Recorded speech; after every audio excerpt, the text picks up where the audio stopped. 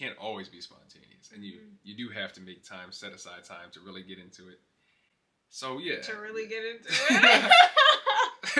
So that was funny. Okay. Yeah.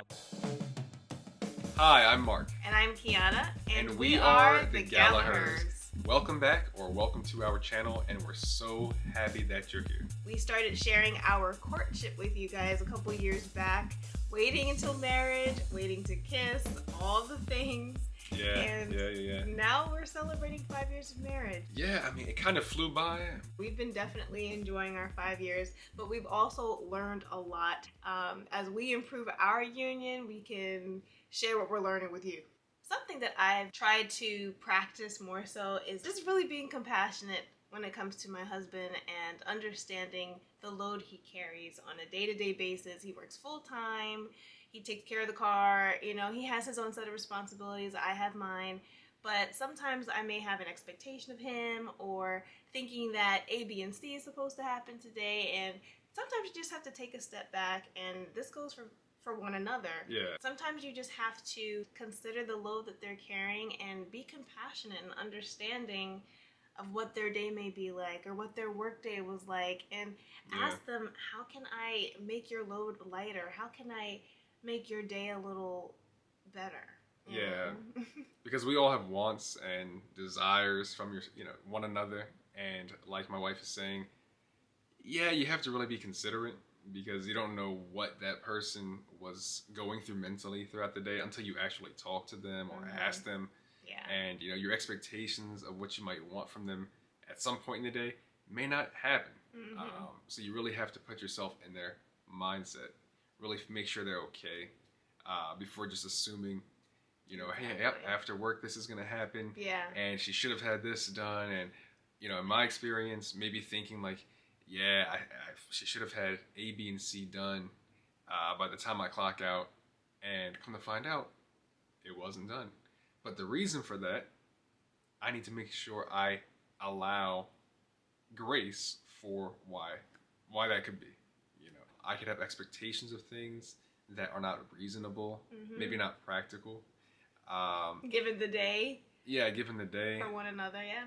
So if I don't actually talk to her or say, so how was your day? And let me really make sure she's okay. Let me really make sure her day went as she was hoping it would go, not just how I was hoping it would go.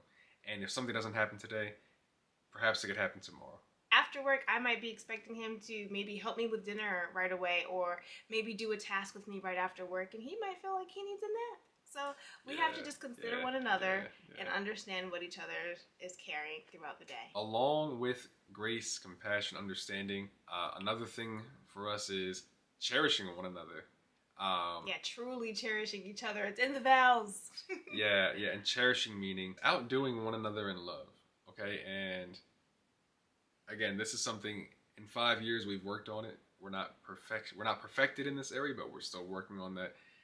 Going the extra mile, for example, not just doing what's convenient all the time. Sometimes we can do what's convenient for dating, for romance, even for daily tasks around the house. But sometimes we end up telling each other, we found out from each other that we'd like to see that extra effort. Yeah, sometimes. And I respect that, especially, go ahead. I mean, when you've been married for 5 years, right, you realize that you don't always want to do the convenient thing. So it doesn't always have to be a dinner date, throw in an activity, do something different, make the effort to go out of the way. If you have access to your spouse's Amazon cart, surprise them with maybe one of the items that they've been looking at, or buy them something that that they've been talking about and they've wanted. Something out of the norm, and just showing that effort, because it goes a very long way. And those are the things that you do when you're dating. So just continuing that with intentionality. Yeah, along with that, you need open communication. Always. Everybody always says communication is key. That's something we've really been honing in on, even more so in this 5th year of marriage. So we talk about everything. Speaking of talking about everything, there's a time to talk, and then there's a time not to talk too much.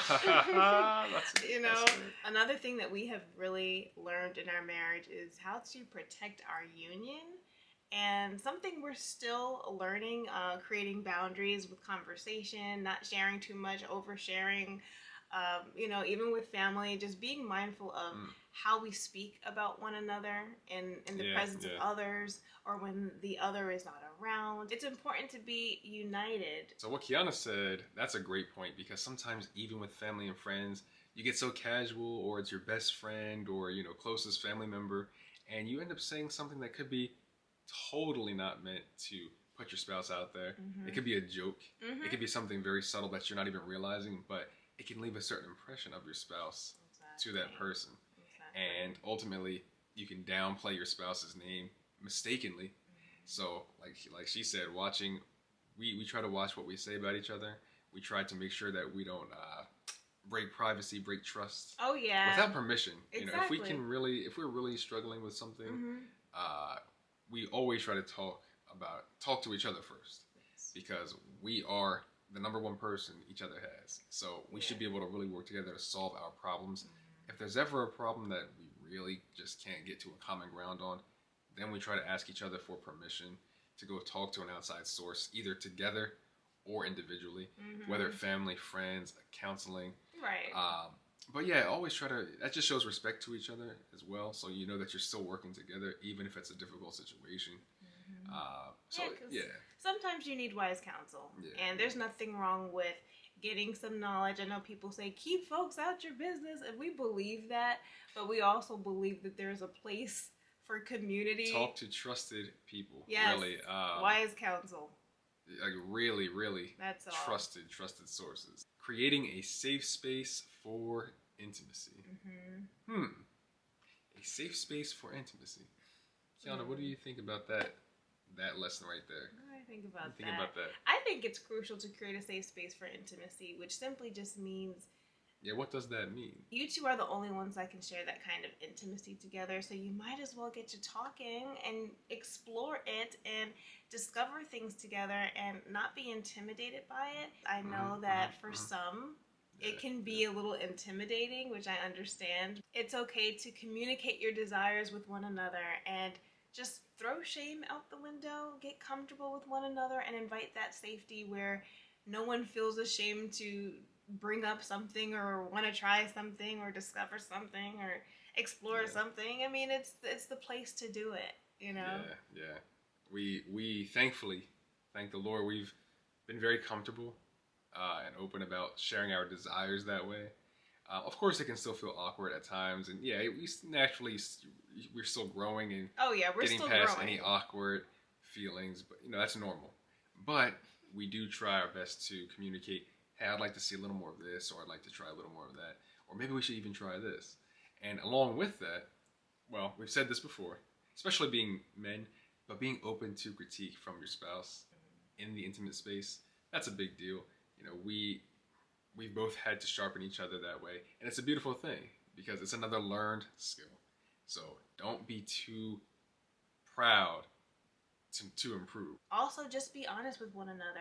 Share if something is uncomfortable. Yes. Don't be afraid to let your spouse know that, and be curious as well. There's nothing wrong with a little curiosity, and just prioritize it. You do have to prioritize it. A lot of people have said that to us. I mean, a lot of people say that, making time on your calendar, so to speak, making set dates, because honestly, you can't always be spontaneous. We hope we can all be somewhat spontaneous, but you can't always be spontaneous, and you do have to make time, set aside time to really get into it. So yeah, to really get into it. So that's funny. Okay. Yeah. Life happens, and you just gotta make time. That doesn't take away the fun of it or excitement. It doesn't have to. The truth is, we're busy every day. We've had to do that. We've had to tell each other, hey, tomorrow or in a couple of days, we want to make sure we try to set aside time for that, because it's just necessary sometimes. When we got married, it was very important to make sure that we kept a sober mind, clear thinking. And that was a huge, and still is a huge part of our relationship, because in marriage, as we all know, you don't know what to expect. Anything can happen with your spouse. We're all human. We can have a hard mental day, a hard physical day. Anything can happen. So keeping that clarity of mind, the clarity of thinking, which says, this is a commitment, and no matter what happens, I still have a duty to show love and to show grace to this person. It's a big deal because, again, you need something to hold on to in the unexpected. Yep, because those challenges will come. Yeah, yeah. We will experience challenges. No marriage is perfect. Right. I mean, Mark and I are locked in, man, but we're locked in, but we go through things. But it's not always easy. No. Marriage is not always easy, and we try to keep our mindset on the fact that we're committed to the Lord and each other. Amen. So we're trying to keep a clear way of thinking about, hey, we don't know what could happen tomorrow, financially, physically, emotionally. So what do we have to do? What is our responsibility? Again, not easy, but the Lord helps us to maintain because it's a challenge. But yes, we want to make sure that we want you to also know that you have to keep that clarity of thinking. It's easy to fall into a desire of what you want your marriage to be, which is fine if you can make it that way. But just know that when you get into it, you have to be ready for anything. And again, you won't be fully ready. No, none of us are fully ready for everything. We grow in the events. We grow in the situations. But I guess I made my point. The reality is marriage is, God willing, the long haul. This is not a short-lived relationship. Right. The goal is for all of us to see decades together, right? So in those decades, just know that you're bound to experience some challenges, some hardships, maybe some hard days, some rough seasons. But like you said so beautifully, which is no matter what, we still have a duty and we still made that commitment to one another, to choose one another, to love, honor, and cherish, and in sickness and health, and in all those things to be there for one another. And the blessing is that the Lord equips you. He equips us. He wants it to thrive. He wants to see us happy and serving one another because it also glorifies Him. Our union glorifies Him. The challenges can make for a stronger union. We've had challenges. It's made us closer. It's given us more love for each other. We've said in another video that you think you're in love in the beginning when you get married, but the challenges actually can strengthen your love because you see more of the person and you really understand more so of, wow, who I have and who I'm dealing with. So don't be afraid of the challenges. Yeah. Just know how to navigate them by focusing on what the Lord is guiding you to do. Your marriage is going to go peaks and valleys, but it's a beautiful thing. It strengthens you. It's iron sharpening iron 24/7. It's not always easy, but it's a blessing. We really hope that you benefited from this information. We're going to continue to take our own advice and make sure we implement these things because, again, marriage is not always easy, but it can be one of the most rewarding relationships you'll ever have in life, and it has been for us. Yeah, I mean, we enjoy it. This is maybe a more serious video, but we have a lot of fun in our marriage. We truly enjoy being married, and we're thankful to God for giving us 5 years together and prayerfully 5 years. Plenty more.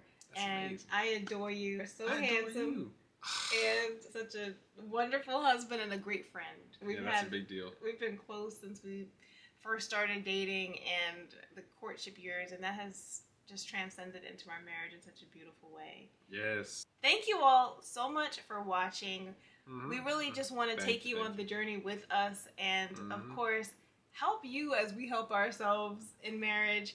Yes. And if you know someone who's looking to get married or maybe in a marriage and can use this kind of content, a single friend in preparation, send this video their way and leave us some comments below. You can share with us what you've learned in your relationships and your marriage, or even share some things that you'd like to see us talk about and different content ideas you'd like for us to create. That's great. And of course, give this video a thumbs up as well because it helps us out. And subscribe to the channel too. Please subscribe. We'd love to have you. Thank you so much. We'll see you in the next video. See you soon. Hello. All right, let me stop. Get with it. Welcome to our channel. Take it, daddy. No, love me, daddy. I love you. Yo, you funny for that. I like something You're nice. sweet and romantic for once. I'm kidding. I'm romantic every day. I'm the most romantic out there. Okay.